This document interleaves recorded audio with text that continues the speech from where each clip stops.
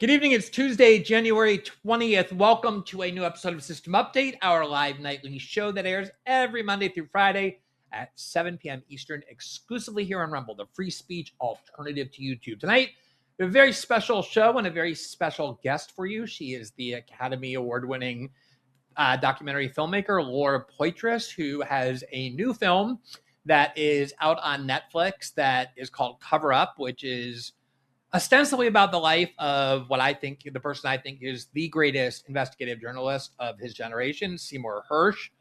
But it's also a film necessarily about all of the events, the extremely consequential events that Hersh has covered over the years, including things like the Vietnam War and atrocities committed in Iraq and throughout all sorts of American conflicts, as well as constant lies and government cover-ups and government propaganda.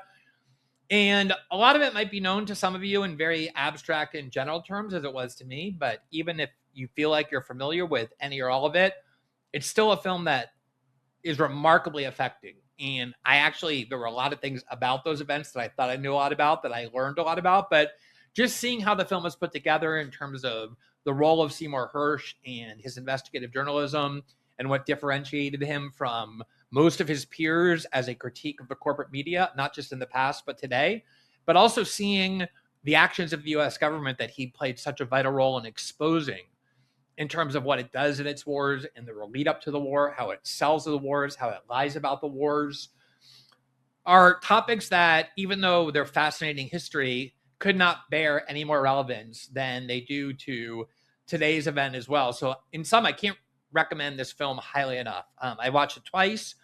I know a lot about Seymour Hersh. Obviously, he's an inspiration of mine. I read his book. Things like the massacre in Vietnam that he exposed, or Abu Ghraib, are things that a lot of us know about. But the way the film is put together will, I promise you, leave you very affected, not just emotionally, psychologically as it should, but also just thinking in a lot of different ways about journalism and politics and government and our current debates. And as for Laura herself, she's really one of the most remarkable people I've ever met. I first actually got to know Laura back in 2011. She was working on a film about Julian Assange and WikiLeaks, and she came to Rio de Janeiro to interview me about that. And we ended up talking about the fact that she had been placed on a government watch list that was an extremely intrusive government watch list that included the fact that every time she left the United States, which she often did because of her filmmaking, and came back to the United States, she was not only interrogated, automatically detained and interrogated for hours, but her laptops were seized, her phones were seized, all because of a film that she made about the insurgency in Iraq that was actually nominated for an Academy Award in 2007. That was the first documentary of hers that received an Oscar nomination. Her second was for the film Citizen 4, which covered the work of Edward Snowden and the work that Laura and I did together in reporting that story and in meeting Snowden. That film actually won an Academy Award. And then a third film, which I think was one of her most remarkable, which is about the activist Nan Goldin and her very singular and at times highly risky efforts in the art world to expose the fact that so many museums were reliant on the Sackler family and their wealth generated by getting Americans in high numbers addicted to OxyContin. She's an amazing filmmaker, an amazing journalist, has pretty much succeeded in everything she's done in a remarkable way. She's one of the co-founders of The Intercept with me, along with Jeremy Scahill. I've known Laura for a long time. I have immense respect for her work, which I think is obvious, but I still wanted to have her on because this film is not only so great on its own, but covers so many of the topics that my journalism covers, that we cover often on the show. And she always has very interesting things to say about her process as a filmmaker, what the film she thinks revealed, how she went about putting it together. And so even without seeing the film, I think you'll really find this conversation and her observations about all of these things very thought-provoking and very valuable. Again, I want to really encourage you to watch the film. Pretty much any film that she makes, by definition, is extremely well worth watching. But I think this is one of her best. And again, I went into it with the doubt that since I knew so much about Seymour Hersh, about the Vietnam War, about the Iraq War, about Watergate, about his recent reporting on Syria and Ukraine and Gaza and so many other things, about journalism in general, that I would know most of it and expect to be a good film, but not necessarily be that informed. And that was what really most amazed me, was how much of it was new to me, how the way it was put together made me think about these things differently. And I think it's going to really shape how you think about current debates about things like Venezuela or Iran or the US role in the world or the role of media and independent media and all of those things. So here's my conversation with Laura. And again, I want to recommend Cover Up, which is on Netflix, as an absolutely remarkable film.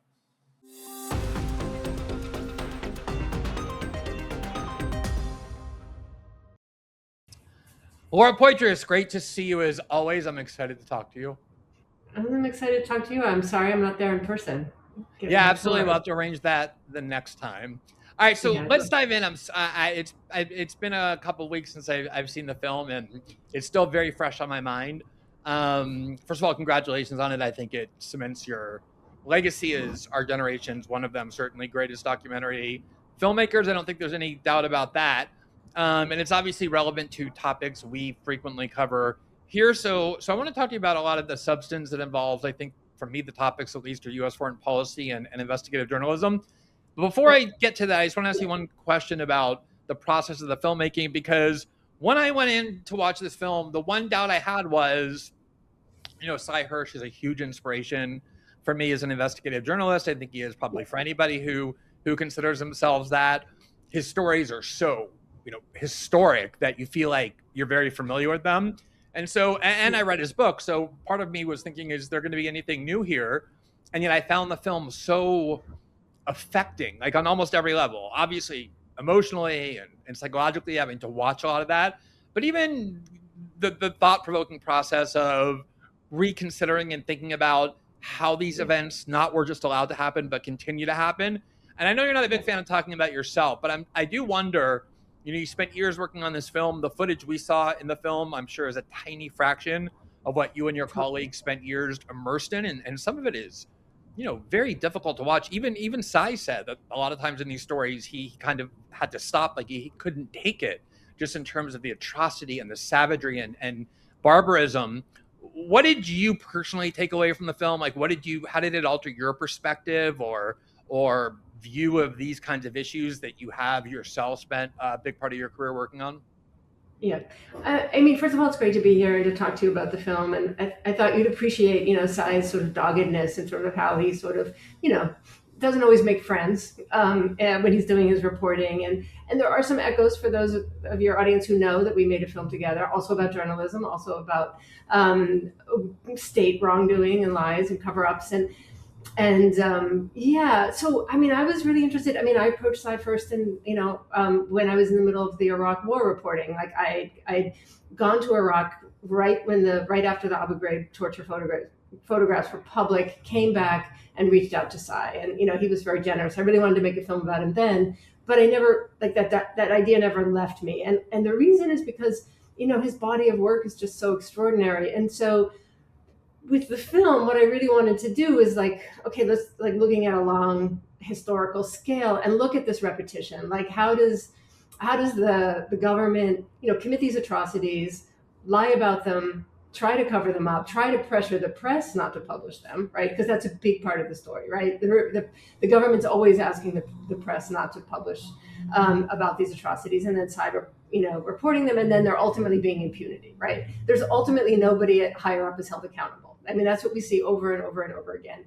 So that sort of became the story, right? Because I knew, some of, the My Lai reporting was known, and to Abu Ghraib as well. But I was interested in what are the thematic through lines if you look at history, stepping back, and we were really inspired by films that I think you also love, like All the President's Men, The Parallax View, these sort of 70s paranoia thrillers, and how to create that sense of that there's something that the government is always hiding and lying about, and create that sort of a vibe in the film and to tell that story. But we were also very much trying to stay in the edit room. So I was editing, and Amy Foote and Peter Bowman. And the rule in the edit room, there were a couple different rules. One was don't get ahead of the story, so that we know the audience knows what Sy knows in the moment. So with My Lai, first it's just there's going to be a court martial, and then he meets a lawyer, and then the lawyer leads to a name, and etc. So we kind of play it out, both to sort of create a sense of like, this is how it works. Like, you don't know everything all at once, right? You have a gut instinct, you follow your instinct, and you follow the story. And we wanted the film to have that, so that, I mean, a film like All the President's Men, I mean, I can still rewatch it even though I know the story, right? Because it's good filmmaking. And so, like, how do we make the filmmaking have this kind of a dramatic pulse? And yeah, I don't know. And I just keep returning to these themes. I mean, partly because this country keeps repeating similar, I think, catastrophic errors, like, for instance, regime change in other countries, which has never turned out very well. And yet the press just seems to like sit down and dutifully like copy the, the government's narrative, rather than say like, let's look at how this has failed us in the past. And so, yeah, it's very much about the present for me, and as well as history. Yeah, so I guess that's my question. I watch a film like the one that you just produced with your colleagues and walk away very affected. And I'm sure most decent people would. And exactly as you said, we're not all, but most of us know the story of My Lai and Abu Ghraib and just the general atrocities of wars in general and U.S. wars in particular. And yet, even though people are well familiar now with the fact that the government lied us into the Vietnam War, with the Gulf Tonkin, with the Iraq War, obviously with WMD, etc., you just watch how easy it is to not just sell new wars, even when Americans say they're sick of these wars, they don't want regime change, but using exactly the same scripts. Just out of nowhere, Nicolas Maduro is a narco terrorist and is going to pass all kinds of resources to Hezbollah, which is going to come to United. Same with Iran, obviously, and regime change there. Yeah. And students are dangerous terrorists. Students who protest wars or they're communists. The similar. We have to spy on them. Yeah, it's the same script over and over. Like, right. In a way, I mean. And so I'm just wondering for you and for your expectations of the film. I know I've had to combat and still have to combat this sense of futility sometimes. Like you think, okay, this is super eye-opening. People realize the government has repeatedly lied to them. And then you watch and you see that war propaganda is as effective as ever, even though it's barely unchanged from what was previously debunked. So in terms of your process of making the film and what your expectations were, how did you kind of confront that in your mind as a filmmaker?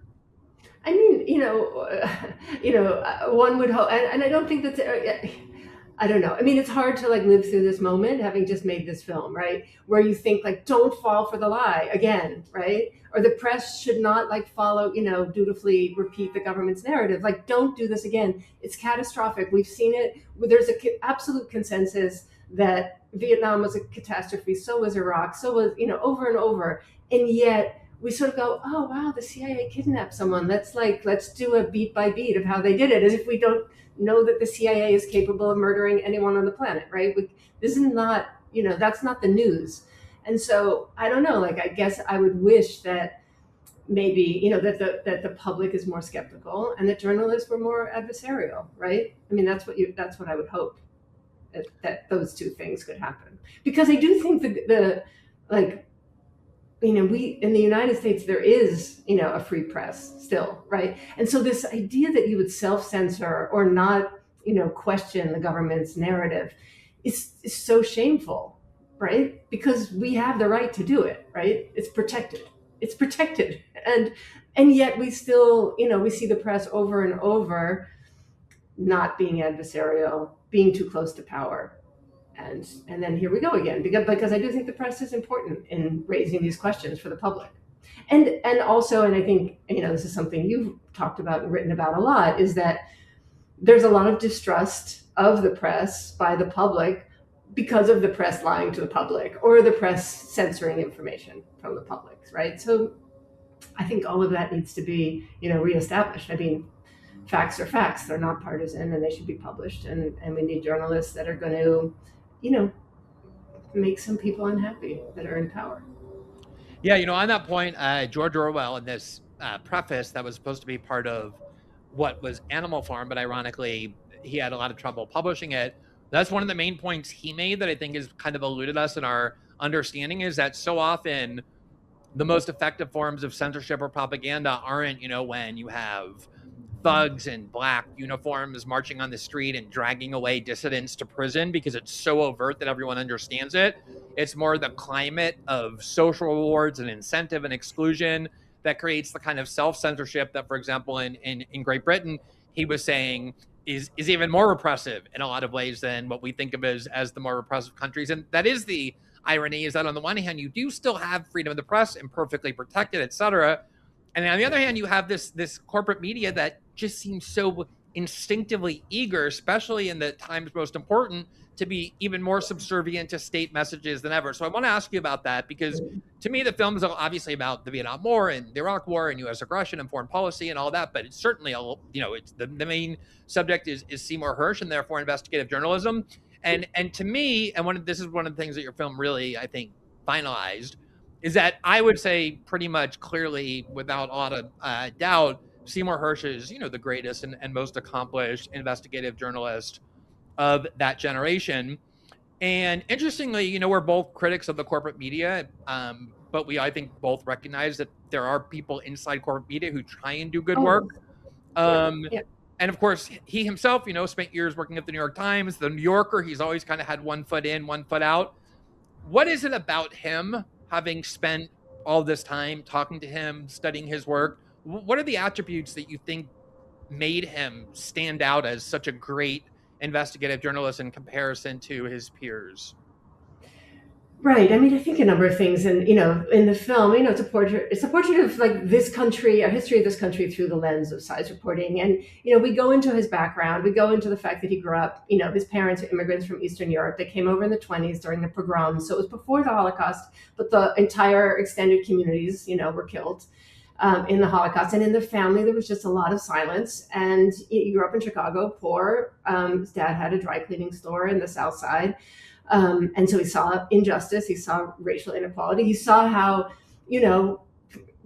certain people got ahead, and it wasn't because they were, smarter, because there were sort of systemic inequalities. And he was in his bones. And I think it's also in his bones to like be distrustful of power and silence, right? He's always trying to get to an answer. And, I think so he has all those skills. He's got, great curiosity, people skills. I mean, I saw that at play making the film. I mean, we had a big team of people, and he was just so engaged with everyone. He wasn't somebody who just like knew my name and then there was a sound person. Like he knows Brian, he knows, everybody by name. Everyone's been to his house, he's cooked for them, so he has like a real way with people, and wants, like if you met him, he would know about, where you went to school. He'd know about your debating club, where did you learn to, what you did. So he just has that kind of like, everybody got interrogated by side in the process of making the film.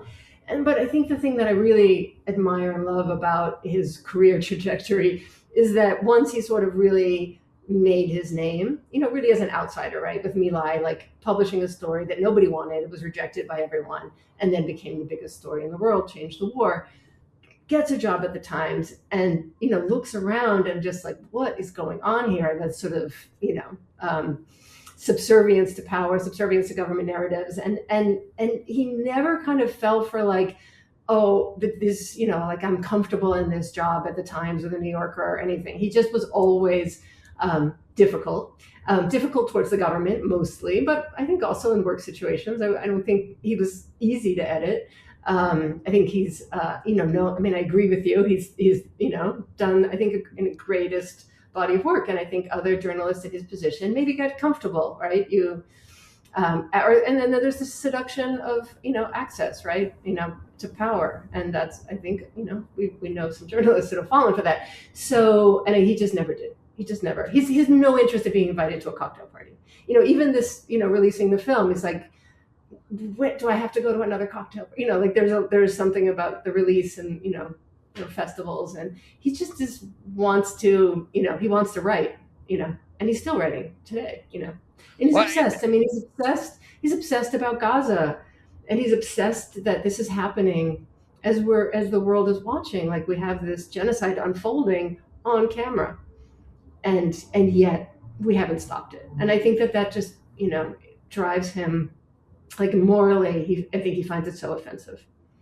But that's what interests me so much, Laura. I want to like maybe it is a little elusive because maybe it's like a more psychological question than anything else. But if you look at Tsai's just record in terms of accolades, you cannot find anybody with more impressive accolades, just the number of awards that he's won at the highest level of journalism. And yet he's ending his life and ending his career essentially unemployable in mainstream media. I mean, since he left the New York Times, he's went to Substack. If you listen to how, extremely unaccomplished journalists speak of him, it's like he's some kind of a nutcase, sort of like the way he began.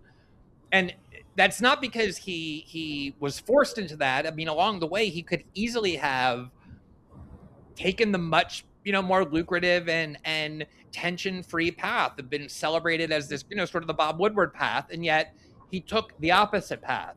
And I remember when I first got to NYU Law School, which is kind of known where it brands itself as this very like public interest left wing kind of law school. Like you go and you learn how to represent the indigent and the poor.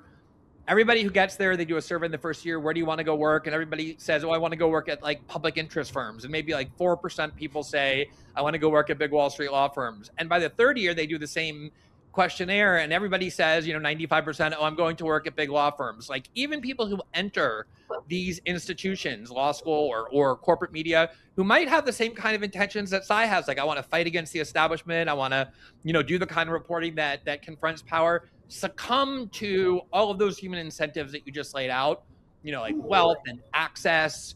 And we had the same thing during Snowden, where we saw the kind of doors that can open up. I once had breakfast with Ta-Nehisi Coates, and he talked about how he was always fighting against walking through those doors and has kind of removed himself from the public platform in a lot of ways to avoid that. Cy Hersh to me is like the ultimate example of that. And to me, it seems like that's a big factor in why he succeeded so much as a journalist. How do you connect those kind of personality traits with the work? Yeah, I mean, one of my favorite stories that just had to be in the movie is when he and Jeff Girth, he brings Jeff, who's also this sort of like writing for this underground, about sort of corporate power and money, and it's like, we're going to investigate a corporation at that point, which is kind of shocking. I mean, we fact checked this. The Times had never investigated a corporation. They decided to investigate Gulf and Western, and at some point Jeff says, I think I should look into the corporate filings of the New York Times. And then they found out that the executive editor Abe Rosenthal had gotten a loan from the board, and it was like a sweet deal, like very low interest. And you have Cy like run, basically like going into his boss's office, say, what the fuck is this? Like, how do you expect us to do our job? We can't publish what we know because you've taken this loan. And ultimately Abe Rosenthal did remortgage his apartment because of what Cy did. But it's just, I mean, I think he's just not like the whatever he would talk about that he was supposed to be in love with the Times, and he just wasn't in love with the New York Times. Like he's in love with journalism and investigative journalism. He's in love with getting the story. He's in love with writing. He's not in love with an institution or the sort of the doors that are open. And in terms of being at Substack, he says, I've always been a bit of an outsider, so it's perfect, and he's not, there are a lot of people who are going there for different reasons, as you went there before you started the show. So I think it's, I think it says something about journalism, the state of journalism, where we're at with it. But in terms of what makes him tick, I mean, one thing about Cy is that he could always tell you what he did, but when you asked him, why did you do it? He's not good at answering that question. He's just not. I mean, we asked it a million times. I mean, he ultimately, in the end, he says, what else can you do? I mean, I think for him, it's like, if he's not chasing a story, he's not feeling, that he's alive, Yeah, I think Cy might be the only person on earth who dislikes talking about themselves more than you do. Yeah. And that was such an interesting tension in the film. I do want to say, like, one thing that really struck me that I think surprised me, because I've known Cy for a while, not great or anything. I mean, I don't think we've ever even met in person, but we've had interactions, and he obviously has a reputation for being a very cantankerous sort, and I think the film shows that that's not just a reputation, but at least to some extent, certainly a big part of how he interacts with almost everybody. At the same time, what struck me so much, Laura, was when he talked about what I alluded to earlier, which is the fact that doing all of this reporting on these atrocities, on this barbarism, on this savagery, of our own government, of having to just constantly, face and delve into and investigate and talk about just the worst. Like he talks so openly about how difficult that was for him emotionally, and so to me, most professional journalists, I think they think almost like it's noble, or maybe it just happens automatically, or maybe they didn't have a very strong moral conscience to begin with. They kind of look at it as like a profession. Like you write about these things in the abstract, but you don't really write about them in these strongly moral terms, and therefore don't connect to them in that way. After all these years, he still does. He's so affected when he talks about these massacres and torture and the like. Um, how important do you think that is in terms of why he's been so intrepid in this work? Yeah, totally. I mean, he's been. I think he's. It would say he's still obsessed with the My Lai, like what happened there and how could it happen, and what's really interesting about how he broke it. So the event happened in the spring of '68, and he didn't report it until over a year later. So, and he got a tip and followed it, and at that point, like a lot of people knew about it. Ron Rittenhour had written letters to Congress as a whistleblower. He breaks the story. It's a huge story, but he does these, and they syndicate it. Like this is, it's this amazing thing. He and David Opes, they write the story and then they call the Boston Globe and they say, we can, you can publish this for $100, and that's how they do it. They syndicate it. So he sort of starts with this model, but then at some point, there's no question that the massacre happened. Right, the photographs then come out in Life magazine. But Sy doesn't stop there. He after he does the first stories, he continues and speaks to 50 more soldiers to understand not that it happened, but how could it happen? And because he could not understand it, like he couldn't understand how these kids, and he'd been in the army. How do these kids? What happened? What are the conditions? And what was the chain of command that, you know, that created those conditions? What were so he's obsessed with it, and obsessed with whether or not the right people were ever held accountable. I mean, the fact that, General Westmoreland, who ran this war, who ordered these for these body counts, like that this was the metric, this is what allowed these soldiers to go in and slaughter this village of civilians, including babies. They wanted body counts. And they actually, there's this is dark. After the massacre, that actually the New York Times published, there was a press release from the army saying we had this big victory against the North Vietnamese, and it was the My Lai massacre, and it was published. So it was like they put out this propaganda, and it got replicated. And then Sy ultimately, explained what really happened, and I think I think the fact that nobody in a position of power was held accountable still, haunts him. And the stories, to what he heard, and also to kind of, what these soldiers went, like what I think he absorbed the trauma of that, what happened on that day. And so, yeah, and I think he does carry it with him, like emotionally to today. It's not like something from the past. Right, which is incredibly impressive to me. I think and unusual for professional journalists, but probably a huge burden to him. But on the issue of this massacre, and one of the points the film makes, and I think people came to understand pretty quickly, is that it was not an isolated incident. It was things that were being done all the time in Vietnam, and the country understood that this was not.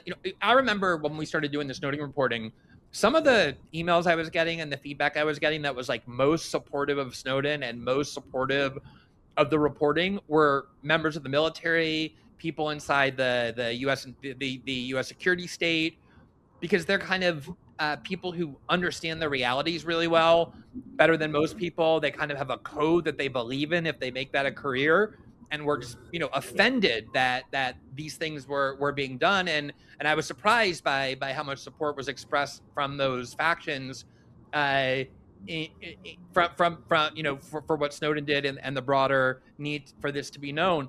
And yet here you have William Cowley, who his own parents, it was undisputed that they went in, and under his direction, they put bullets into the heads of babies and young girls, not as collateral damage, but deliberate. They slaughtered the entire village of known civilians. Yeah, And rape in his yeah, age. Yeah.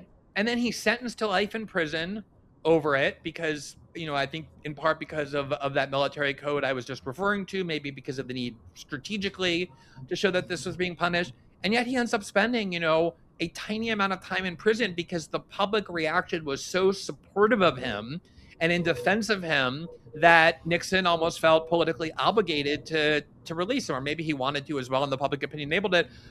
I found that to be like one of the most disturbing things in watching this film that I took away. What do you think explains that about why so many Americans, knowing what this is, again, not collateral damage, not like a misshoot, not one guy for a minute, reacting poorly. This was a deliberate campaign of civilian massacre, putting bullets into the heads of old ladies and babies. Why was there so much of a defense of this in the United States?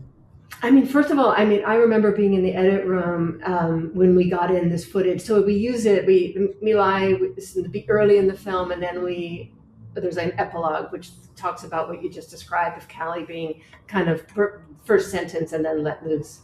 And I remember seeing the footage of with the song, the song of the Callie song, and then the telegrams and the marching with the peace signs, free Callie, and I was just like, is this I just couldn't believe what I was seeing, because I couldn't understand how there could have been a movement to free this man who was, everybody knew was responsible for these civilian murders. And, in terms of how to understand it, I mean, certainly we put it in the film at the end because it says a lot about this country's failure to address its atrocities and this, repetition of impunity, right? And impunity that paves a way for people to get away with it the next time, right? Nobody's held accountable. But I personally. But why do you think that is? Is it like something unique about the American experience and how many wars we fight as a country? Is it something more universal about human nature and tribalism? Like, what accounts, any decent human being watches that and it's just sick to your stomach. You just want to run away as quickly as possible and forget that it happened, and that they, millions, I'm not talking about a few fringe people, I'm talking about millions of Americans were rising in defense, marching in protest. They were playing songs on, what accounts for that? Yeah. I mean, I do think his getting off, he becomes a scapegoat, because Westmoreland, you have Nixon, you have the people who are actually responsible, the leaders of the architects of the war that, don't want to be on the hook for it, right? So I think there's a piece of that in terms of why he's pardoned. But in terms of why, I think, listen,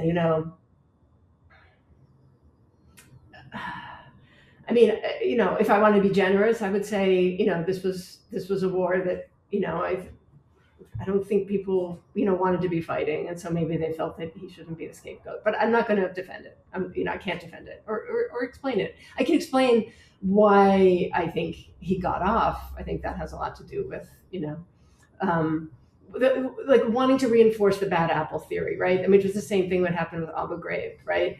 Oh, some rogue, soldiers, got out of hand, when we know it came from Rumsfeld. We know that there are torture memos, we know that this is there was systemic torture of prisoners throughout the military and the CIA. Nobody was ever held accountable. The only people who are ever held accountable over and over and over again are the whistleblowers who expose it. I mean, this is what is I think the tragedy and what should be changed, right? That that the whistleblowers should not be the ones serving, being sentenced for crimes that are being committed by others.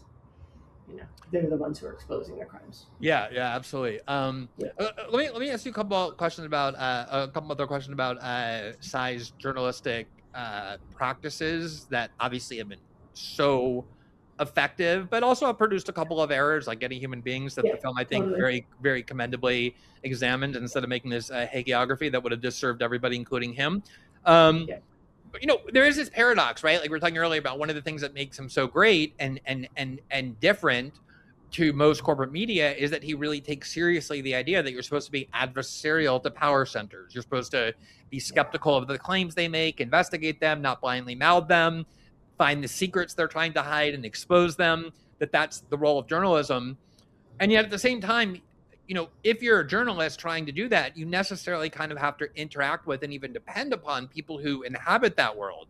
I mean, obviously, we were very anti-U.S. security state, and yet our source in the NSA story was somebody who came out of Booz Allen Hamilton, worked at CIA, worked at NSA, and Edward Snowden. I did a story last year in Brazil about the corruption of a Supreme Court justice. I got this huge archive from somebody who had worked very closely with him in his office. So that's just the nature of journalism. But I think Cy, more than anybody, has really relied on these kind of like mid-level people at CIA, the Pentagon, even maybe a little bit higher than mid-level at times to do a lot of his reporting. And one of the criticisms that has been made against him, I think by people in good faith, is that a lot of times those people have their own kind of propagandistic agenda, and that he can become captured by the community of sources on which he relies. Do you think there's validity to that critique?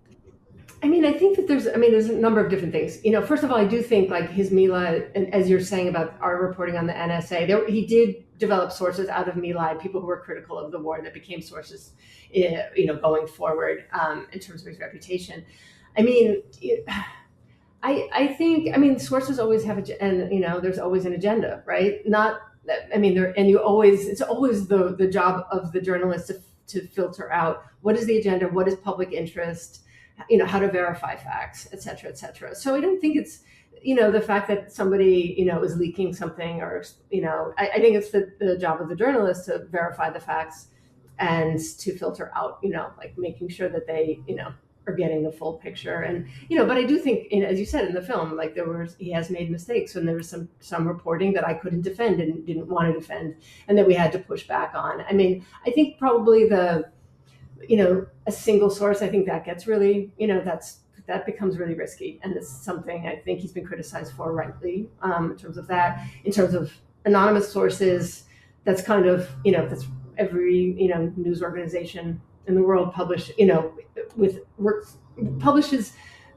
information by anonymous sources. I think the question then always is on the role of what to publish and whether or not to give people anonymity is what is the risk they're taking, right? Are they Henry Kissinger just trying to spin a narrative? Then they shouldn't have anonymity, obviously, right? Or if you're Camille Losapio, who gave Cy photographs of torture in Abu Ghraib, she has everything to lose, right?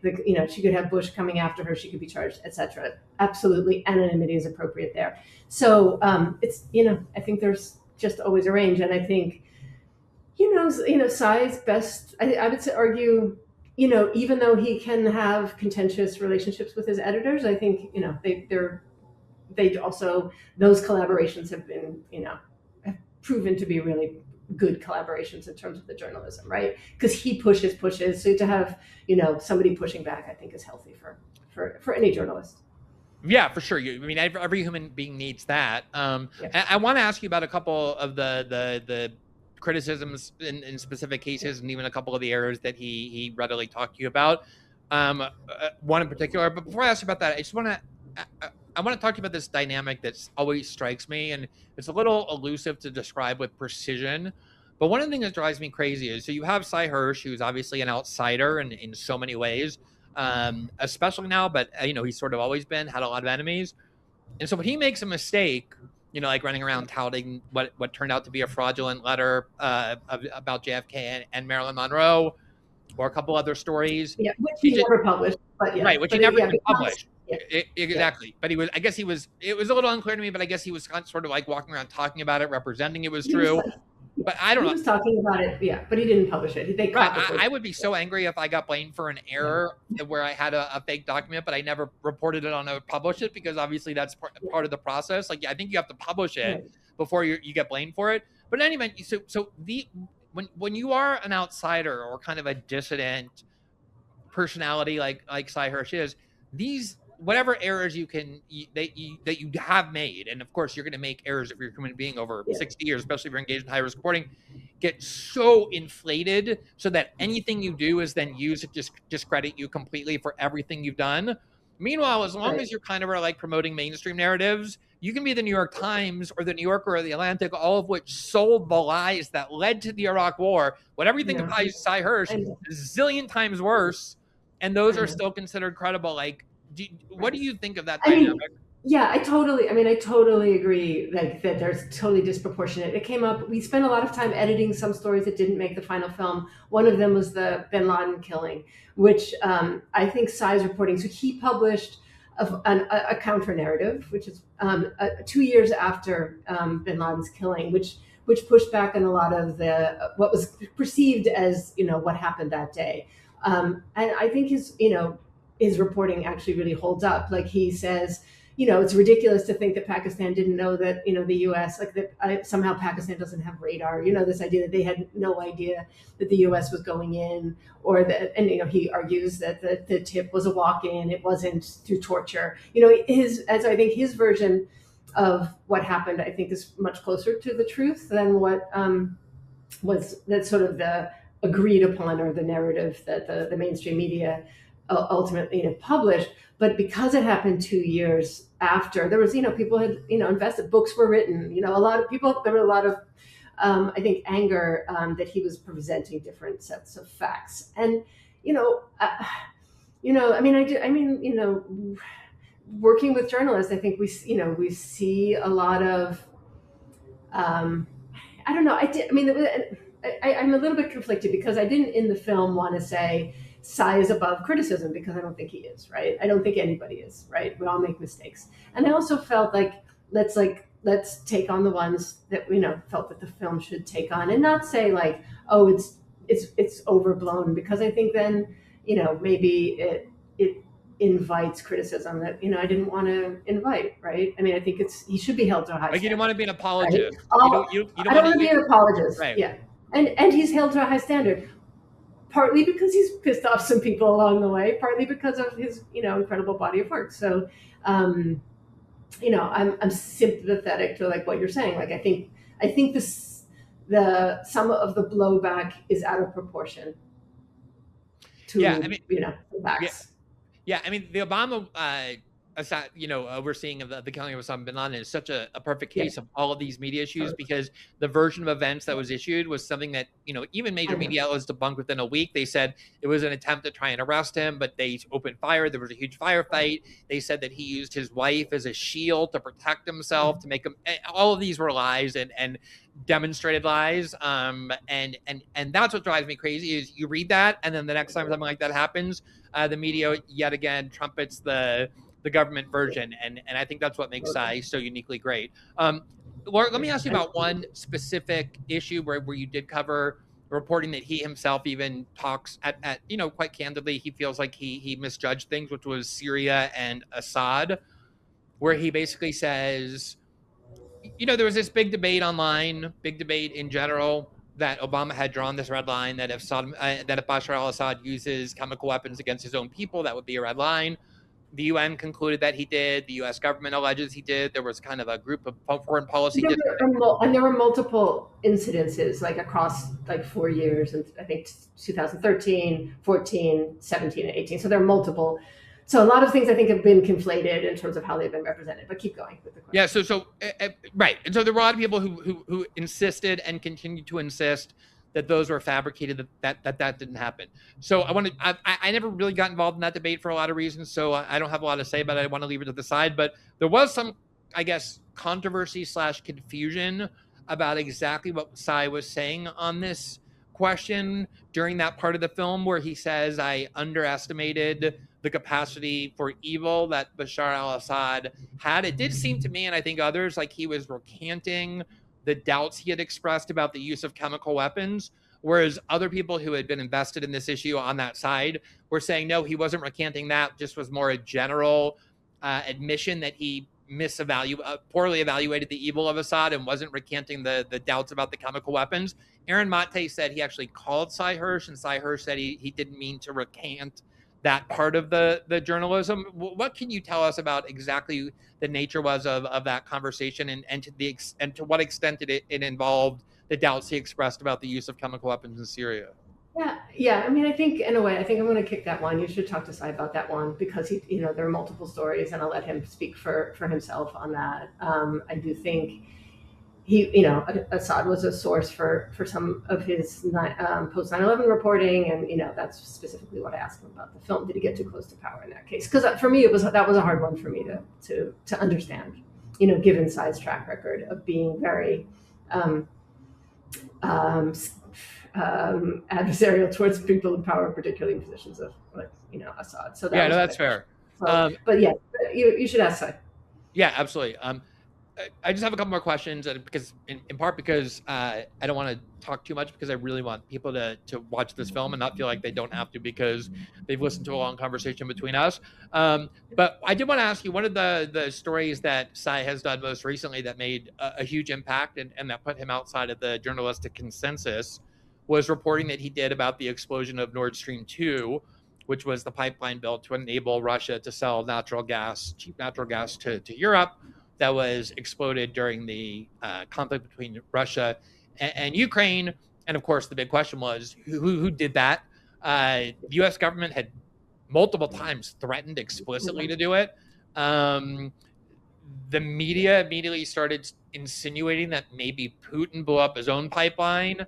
First, it was a mystery. Nobody knows. It was a mystery for a long time. Right. And Sy reported pretty definitively, based on sources, that it was a team of U.S. Navy divers who did it. I know you can't cover everything. Obviously, you have to make editorial choices. That was one thing that you didn't really get into. I'm wondering, was that part of something that you discussed with him? What were your impressions about that? I don't need to ask you about things outside the film, but I'm just wondering about the editorial choice not to include that.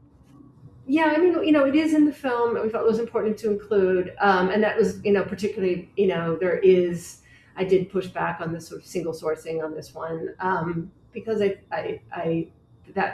because there were very different, versions of what happened by journalists who I actually personally know that have pushed back. Right. So, and I don't. For me, there are a lot of unanswered questions about what happened.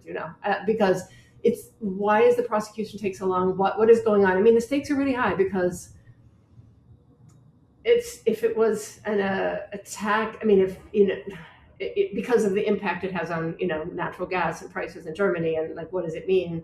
Whoever committed this act of and the environment, direct, and the environment. So yeah, I push back on it because I know some journalists who came up with very different reporting than Sy did. But again, I'll let Sy speak for his own reporting on that one. All right, so last question. I just want to ask a general question about the film. You and I have known each other for a long time. You made a film that involved me, and so I got to see a big part of your process and how you think. I've interviewed you about other films you've done. I think I have a pretty good understanding of how you go about things, especially when it comes to films. And I think like one of the things that most uniquely characterizes your film, and I think is in many ways one of the biggest factors in your success, is that the style of filmmaking that you like to do is just show people kind of just like the truth in the most objective way possible, and let people make decisions for themselves, which I think is like how journalism in general is best done. At the same time, a film like this takes a huge amount of effort. It takes a lot of just not effort in terms of work, but emotional and psychological investment, especially a film that's about things this affecting. And I don't believe that anybody, including you, would do it unless you had some degree of optimism that it would be worthwhile in the sense that it could make a positive impact in the world and change things, and not just be about documenting important parts of history. And we were talking about before about this frustration, seeing things being repeated over and over, no matter how many times you debunk them. But what were your expectations in terms of how this film would be received in that regard, and how do they compare to how the film has been received thus far? I mean, the films I do, I mean, I guess, looking back in them, I could draw some themes. I mean, they're really about people who are willing to take enormous risks to present information that contradicts what is to contradict either a government narrative or to expose lies and secrets or wrongdoing. And they do it at enormous risk. And what I'm really interested in making film is showing that that's possible, right? That somebody like Edward Snowden can change how we understand our, the world in which we find ourselves live. He risks his life to do that. I think Sy risked enormous. I mean, he had death threats. I mean, there was a lot. He was spied on. I mean, there was a lot, huge risk to do that body of work. Filming with you in Hong Kong, like we knew this was really, potentially really risky, right? For Nan us. Golden, Nan Golden. Nan Golden exposing. She didn't, it wasn't like the museums all stood up and gave her a standing ovation when she started demonstrating. They were angry. Like, how could you? You're one of us. How could you? You're in our collection. How can you demonstrate in our halls and call attention to the evil people who we take money from? I just love those stories. Julian Assange, right, lifting the veil of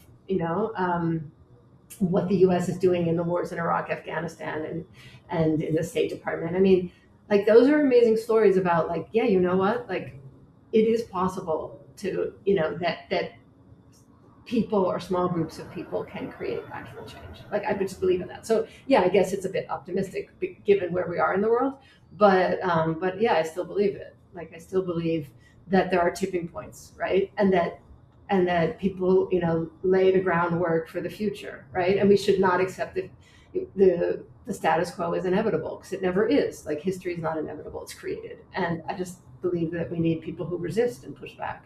And so like I feel very lucky to make these kinds of the films that I do, because I think they show that.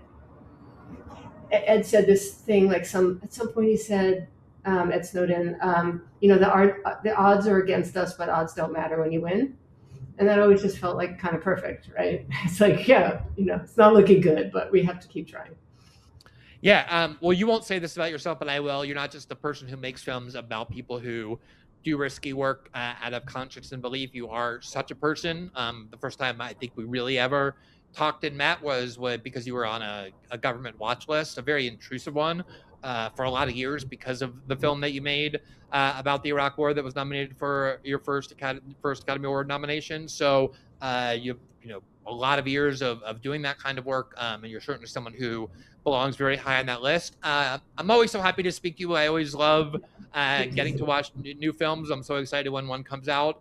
And I just want to say again, I mean, I don't think there are many people who know more about the incidents covered in your film, about Sy Hersh's work, about these wars. It's been, about journalism. It's been kind of central to everything I've done. And yet there's so much I took away from the film. So I guarantee that anybody who even thinks they already know a lot about this will react the same way. Thanks so much, Laura. It's always great to see you. Yeah.